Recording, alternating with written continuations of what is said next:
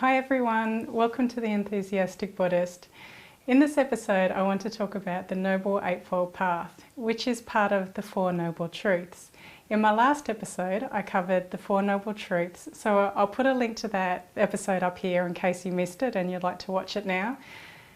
So I ended the previous episode talking about the fourth noble truth, which explains that if we want to reach enlightenment and be free of all suffering, we have to follow and practice the path called the Noble Eightfold Path.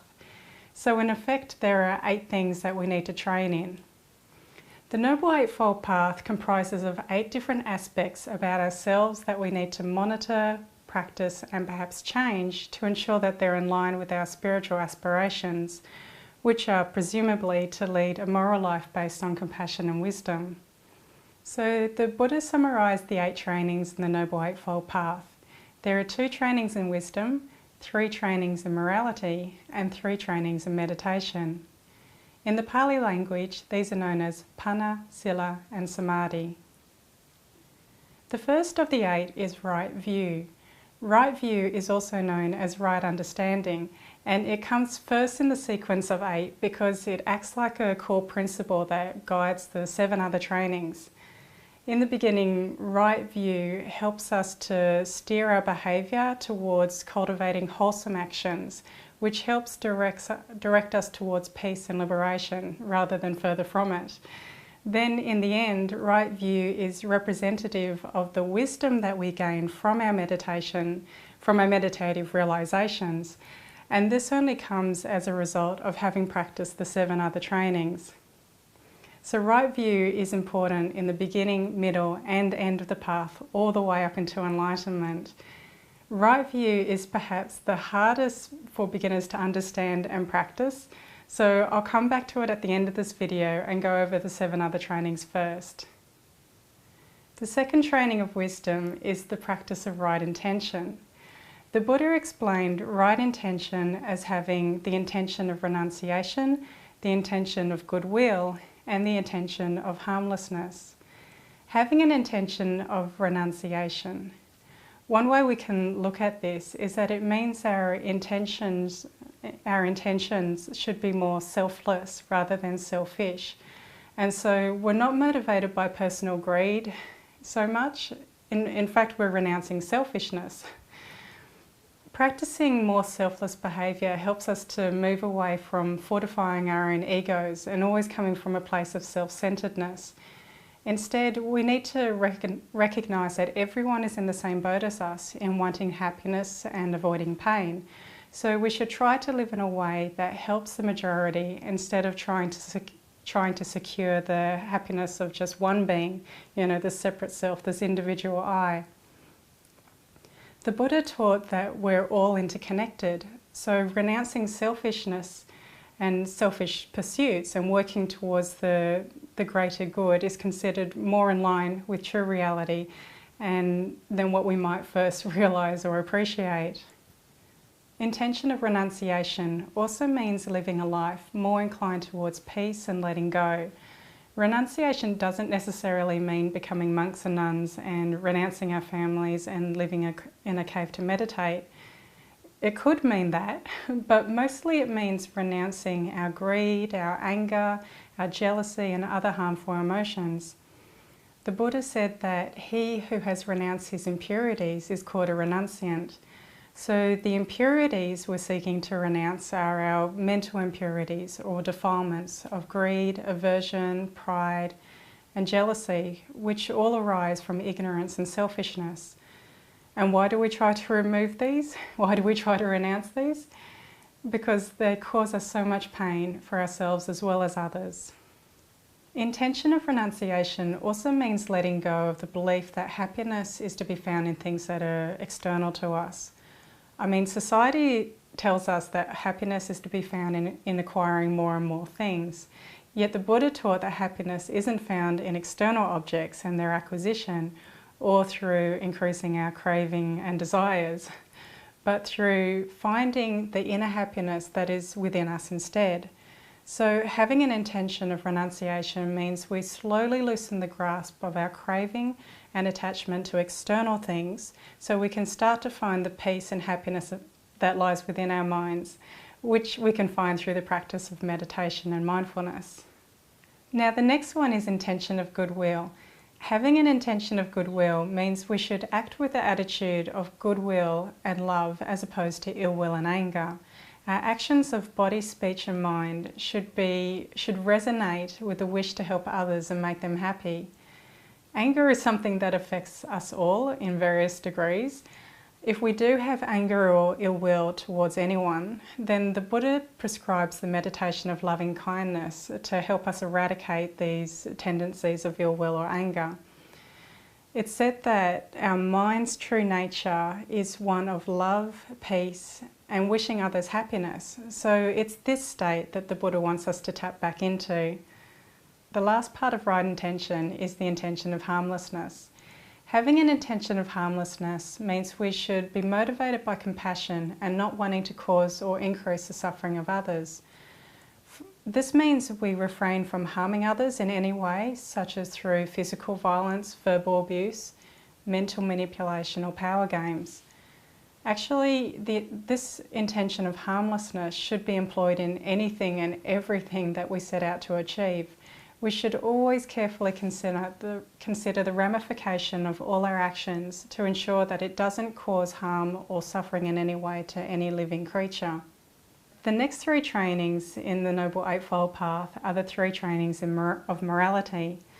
These include the practice of right speech, right action, and right livelihood. In essence, we try to practice these because it helps us to have a mind that is kind, open, and free of discursive thought. And this allows us to achieve deeper levels of concentration when we meditate. We cannot become enlightened unless we meditate, but we cannot meditate if we're constantly creating unease in our minds. So the three trainings in morality help create a building block or stable foundation for our meditation to be supported on. And this in turn allows for realizations and greater wisdom to occur. And remember, these practices of morality are also motivated by right intention, the training which came before these.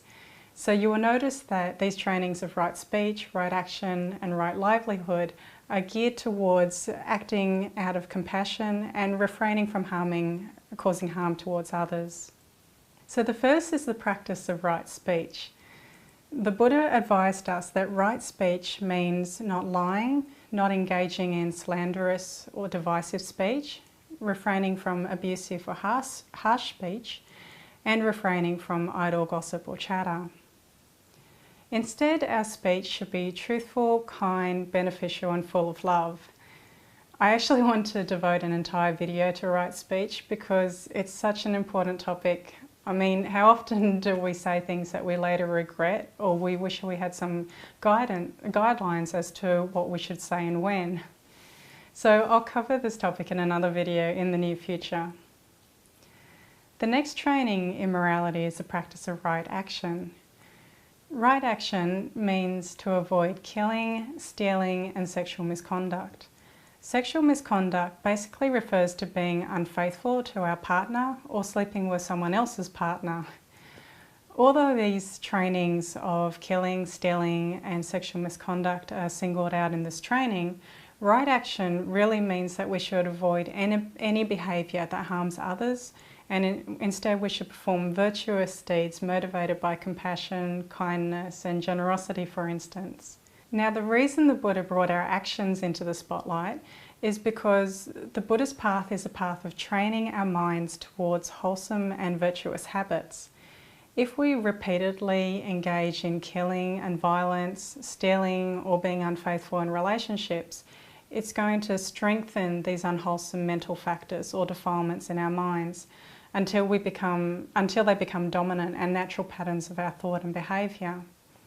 Then in the future, we'll more easily do non-virtuous things without giving it a second thought. Now at the moment, we might not kill other sentient beings out of violence or wishing them harm, but we do strengthen our disregard for the suffering of others every time we take the life of another. And if we want to cultivate a mind of compassion and love, we have to refrain from behaviour that's antithetical to this. Taking another being's life is not compassionate, as it takes away the very thing that all beings value most, which is their right to live and breathe. The Buddha said, "In this matter, the noble disciple reflects, 'Here am I, fond of my life, not wanting to die, fond of pleasure and averse from pain. Suppose someone should deprive me of my life. It would not be a thing pleasing or delightful to me. If I, in my turn, were to deprive of his life, one fond of life, not wanting to die, one fond of pleasure and averse from pain, it would not be a thing pleasing or delightful to him. For that state which is not pleasant or delightful to me must not be pleasant or delightful to another, and a state undear and unpleasing to me, how could I inflict that upon another?' As a result of such reflection, he himself abstains from taking the life of creatures, and he encourages others so to abstain, and speaks in praise of so abstaining." And in another sutra, the Buddha said, "The disciple, abstaining from the taking of life, dwells without stick or sword, conscientious, full of sympathy, desirous of the welfare of all living beings." In Buddhism, we use the term sentient beings quite a bit. Sentient beings are said to be any living creature that has a consciousness and can feel and perceive. So in this we include animals and even insects.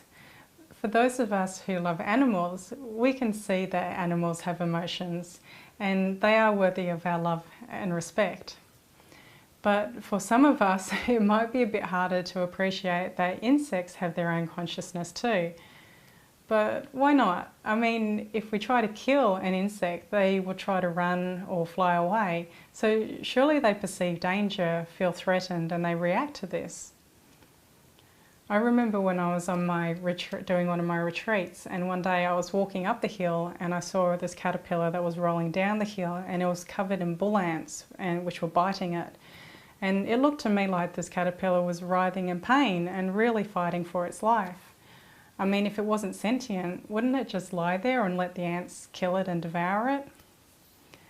But even if we don't believe that insects are sentient, can we really feel proud of our actions if we consciously take the lives of those that are so much smaller and weaker and more vulnerable than ourselves? The Buddha highly praised anyone who abstained from killing. He said, "He who has renounced violence towards all living beings, weak or strong, who neither kills nor causes others to kill, him do I call a holy man." The Buddha really stressed the importance of living a life of non-violence and compassion. Not only did he include not killing as part of the Noble Eightfold Path, but he also made it the first Buddhist precept or vow taken by a layperson or an ordained monk or nun. Of course, we cannot eliminate all killing, like the accidental killing of ants when we walk. One of my teachers pointed out that we would need to be like suspended in space if we wanted to prevent all killing. But the most important thing is our attention and intention. We need to examine how aware we are whenever we do things, like checking to see whether our actions are possibly causing the death of another. And we should check to see what our intention was if we did cause the death of another. Did they die as a result of our malice or because of our desire for entertainment? What is important is that we consciously choose to refrain from actions that cause suffering to others. If we want peace in the world, it has to start with ourselves and our actions in the world. The Buddha said that all beings have been our mother or our father in our past lives. Now, I can't verify that for myself, but I took this teaching and decided that every time I came across an animal or insect, or even other human beings, I would mentally name them Mum. So if I saw a spider, I'd mentally greet them, "Hi Mum." If I saw a dog, I'd think, "Hi Mum." If I was served by someone at the local shops, I'd think, "Thanks Mum." Now, the teachings don't just point out that what we shouldn't do, but they also encourage us to do the opposite. So in the case of taking life, we should practice the opposite and save lives. So whenever I could, I would save the lives of insects drowning in the toilet or caught in a spider's web, or move them off a bike path before they got run over or stepped on. And over the years, these two things, mentally calling other beings mum in my mind and saving lives, has made it impossible for me to knowingly take the life of another creature now. No matter how much I might disdain ants when they invade our kitchen or hate cockroaches in the house, I won't kill them. I'll find an alternative to removing them. I literally can't kill creatures with my own hands. And this didn't always used to be the case. I used to kill insects, especially mosquitoes and spiders, and I also used to go fishing. But through mindfulness of my intentions, which came through meditating, I realised that I killed insects out of fear and aversion, which I don't think is a just reason for killing something.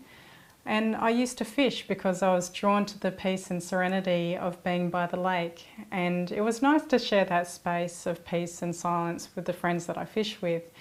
But now I can get that same payoff when I meditate with others, and no one has to come to any harm. If we really want to walk the path of peace, we need to examine our relationship with this idea of non-killing and compassion. But ultimately, whatever we do, the thing that matters most in every situation is our intention. And this is just as important when it comes to the next training, the training of right livelihood.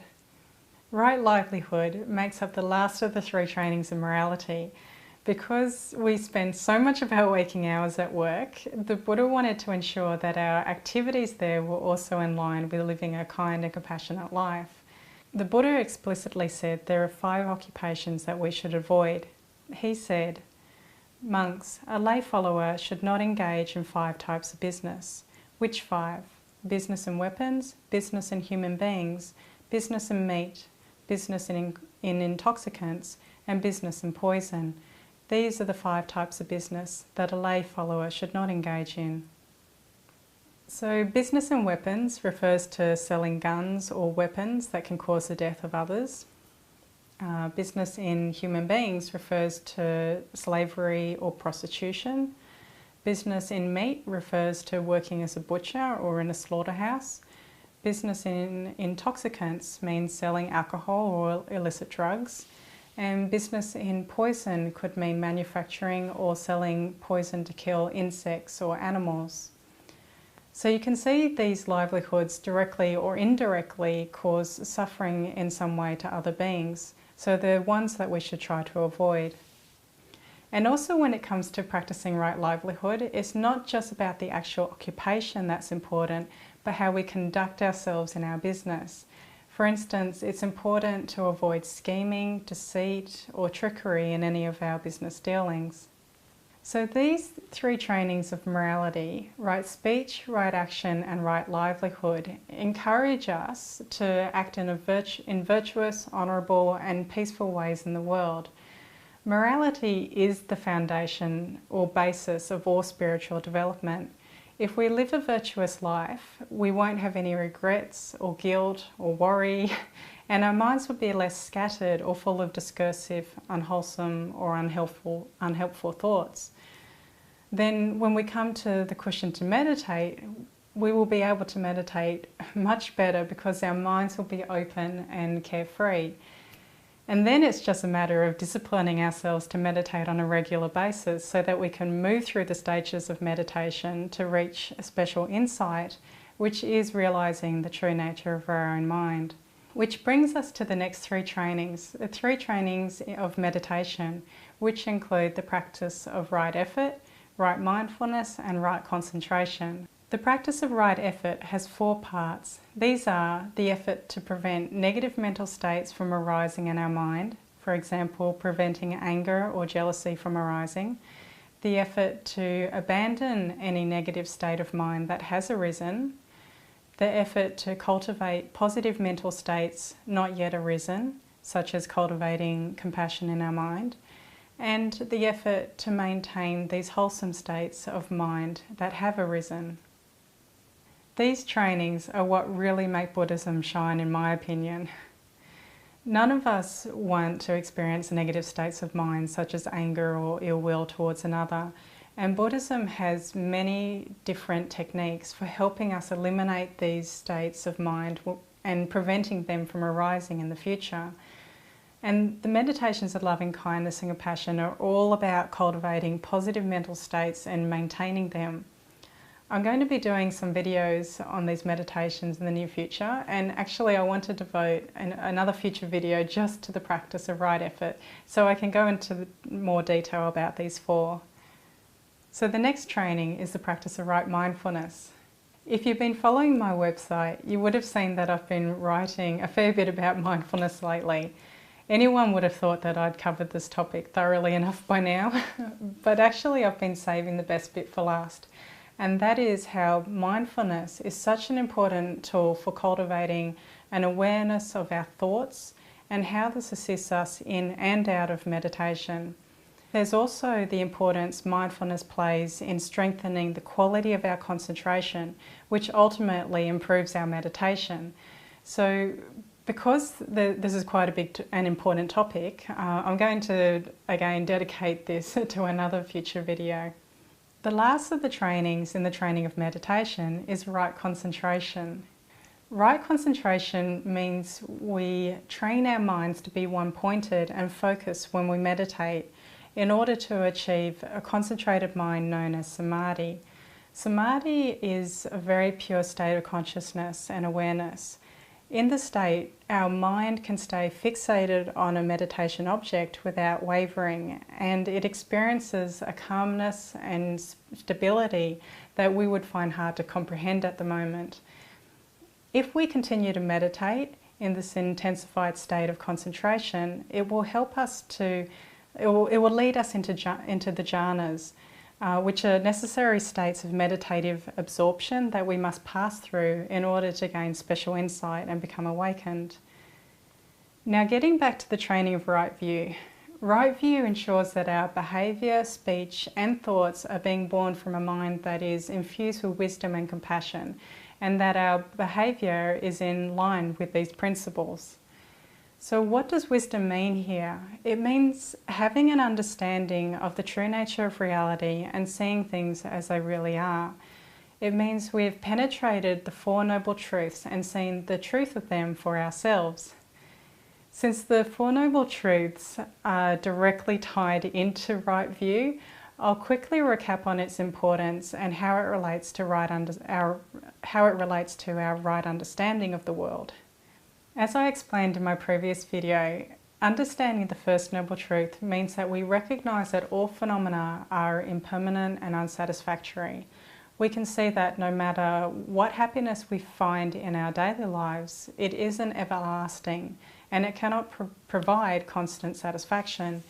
Instead, we're always left with this feeling of wanting more happiness and pleasure, while we do everything we can to avoid pain. And it's this craving for happiness, as outlined in the Second Noble Truth, that drives our behaviour and ultimately our dissatisfaction, because we aren't able to feel absolute contentment in what we have at the present moment. But if we examine carefully, we will notice that there are moments when we do experience great peace and satisfaction. These are times when we're completely content in the moment and we're desiring absolutely nothing more or different. Like when you're sitting by the lake on a nice spring day and you feel so content as if you could just sit there forever. There isn't a trace of craving in your mind. Or when you've been desiring after something or someone for so long that it's literally like consumed your waking life, and just one day you decide to drop it and let it all go, and you suddenly feel this immense peace, spaciousness and satisfaction. That is the Third Noble Truth being brought into action. And the Fourth Noble Truth is the practice of this Noble Eightfold Path. So by practicing the path of morality and meditation, we will start to see how this really is a path to peace and happiness. And then our faith in the Fourth Noble Truth will be ignited. It can take time to really appreciate the Four Noble Truths at a heart level. But if you want to try and internalise this teaching a little bit more, you might want to try this exercise. Next time you find yourself experiencing some suffering, look deeply at what the underlying craving might be. What is the craving that's not being fulfilled here? Is it our craving for love, attention, praise, validation? Whatever it is, once you've recognised it, we can then employ wisdom and compassion to let it go, and through this we'll begin to experience true peace. But meanwhile, if we're still struggling with the Four Noble Truths, we can still practice the 7 other trainings in the Noble Eightfold Path. And I should also mention that right view isn't restricted to simply understanding the Four Noble Truths. It also incorporates an understanding that not only is all compounded phenomena impermanent and unsatisfactory, but that it's also empty of inherent existence. Again, this empty of inherent existence is something I'll go into more detail in another future video. And lastly, right view means having a correct understanding of karma and appreciating that all actions have karmic consequences, meaning that wholesome actions lead to favourable results and unwholesome actions lead to negative results. So in brief, right view consists of understanding the relevance of the Four Noble Truths, the role of karma, and realising the nature of phenomena as being impermanent, unsatisfactory, and without a permanent or inherent existence. As I mentioned before, right view is perhaps the hardest of the 8 of the Noble Eightfold Path to understand and practice, whereas the other trainings, such as right speech and right mindfulness, may seem much more straightforward and practical. Again, don't worry if it doesn't all make sense to you at the moment. I'll put links below to some ebooks that you can read more about the Noble Eightfold Path. My explanation of it is only one way of presenting these teachings. So before you either agree with them or dismiss them, I highly recommend that you do a bit more reading about the subject. So in summary, these trainings are really inviting us to embark on a big adventure, to know and understand the workings of our own mind, to become aware of our intentions and how to live peacefully and compassionately in the world. These trainings are the first steps towards uprooting unwholesome and harmful states of mind, and instead cultivating qualities in ourselves that we probably admire in others. By coming to know the psychology of our own mind, we'll slowly start to see that we are the creators of our own happiness. And by practicing the Noble Eightfold Path, we'll find that it's a path of self-purification of our minds and a path that will lead to realization, awakening, freedom and happiness. So that's all from me. I hope this video wasn't too long. As I said, I'll be covering some of these topics in greater detail in future videos. So please subscribe to my channel, please like and share this video if you found it helpful, leave me a comment below and check out my website enthusiasticbuddhist.com for more information on Buddhism and meditation. So have a great week everyone, and I hope to see you in the next video.